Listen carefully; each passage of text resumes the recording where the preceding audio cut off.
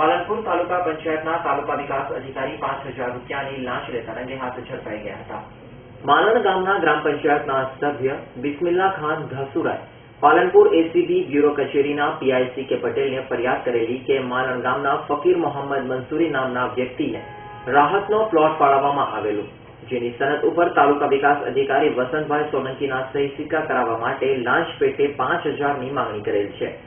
જે 5,000 રૂપિયા આપ્યા પછી તાલુકા વિકાસ અધિકારી સહી સનદ ઉપર કરશે તે બાબત ફરિયાદીની ફરિયાદના આધારે આજે બપોરના 12 કલાકે એસીબીની ટીમ તાલુકા વિકાસ અધિકારીની કચેરીએ 2 પંચો સાથે ધસી આવી રંગે હાથ 5,000ની લાંચ લેતા લાંચિયા વસંતભાઈ સોલંકી ઝડપાઈ જતા તાલુકા પંચાયતના કર્મચારીઓમાં ફફડાટ વ્યાપી ગયો હતો અને કેટલાક અરજદારોના કામ અભરાએ ચડેલા તેનો પણ નિકાલ કરવા હવે કર્મચારીઓએ પણ તકેદારી લીધી હોવાનું ચર્ચાઈ રહ્યું છે। ગરીબી રેખા હેઠળના લાભાર્થીઓને તાલુકા વિકાસ અધિકારી વસંતભાઈ સોલંકી પાસે કામ કઢાવવું તે લોઢાના ચણા ચાવવા બરાબર હતો। એક તરફ તાલુકા વિકાસ અધિકારી પોતાની રાજકીય ઓળખ હોવાથી કોઈની પણ સાંભળતા ન હતા અને હંમેશ તેઓ વિવાદોમાં સપડાયા રહેતા। આજે એ તેમની આદત અને પોતાનો પાપ છાપરે ચડી પોકારી ઉઠ્યો છે। જે અધિકારી હંમેશ પોતાની કચેરીમાં અન્ય લોકોની સાથે રાખે લાંચની રકમ અન્ય વ્યક્તિઓને આપવાનું કહેતા અને વચેટિયાઓ કામ બતાવી દેતા, પરંતુ આજે ગરીબોના નાણાં લઈ જલસા કરતા તાલુકા વિકાસ અધિકારી પોતાનું મોઢું છુપાવી રહ્યા છે। ઊંચું જોવા આજે તેમને સમય પણ નથી। ઝડપાયેલા વસંતભાઈ સોલંકીના વચેટિયાઓ પણ ભાગી ગયા છે। કચેરીને તાળું લાગ્યું છે।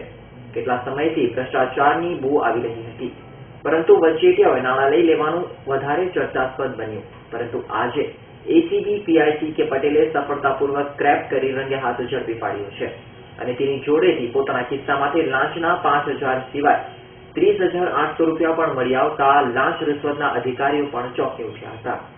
તાલુકા વિકાસ અધિકારી વસંતભાઈ સોલંકીએ તો રાજ્ય સરકારના લાભે જે લાભાર્થીઓને મળવાનો હોય એવા લાભો પણ મેળવવા માટે વચેટિયાઓને મળવો પડતો હોવાનું કહેવાય છે।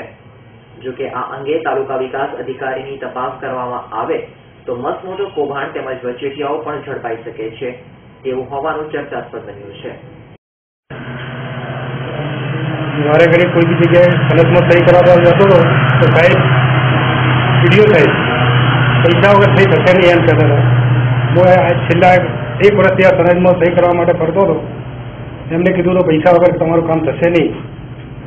હું જેમ બને તેમ પૈસા ન ખર્ચવા પડે અને ગરીબ લોકોનું કામ થાય એટલા માટે હું એમના પાસે ધક્કા 1 વર્ષથી ખાતો હતો, પણ એમને પૈસા વગર સહી કરવાની ના પાડેલી। છેલ્લે અમે અઠવાડિયા પહેલાં એમને 5,000 રૂપિયા આપ્યા અને 5,000 રૂપિયાનો વાયદો કરેલો। તો આજ રોજ સવારે હું એમના ઓફિસે ગયો અને 5,000 રૂપિયા એમને આપ્યા અને એમને સ્વીકાર્યા પ્લોટમાં, આપણા રાહત પ્લોટમાં સનદમાં સહી કરવા માટે। ના, મારા ગામના હતા, હું પંચાયત સદસ્ય છું। મારું નામ બિસ્મિલ્લા ખાન નિયાઝ ખાન કાસુરા। Nilesh Patel, S9 news, Palanpur.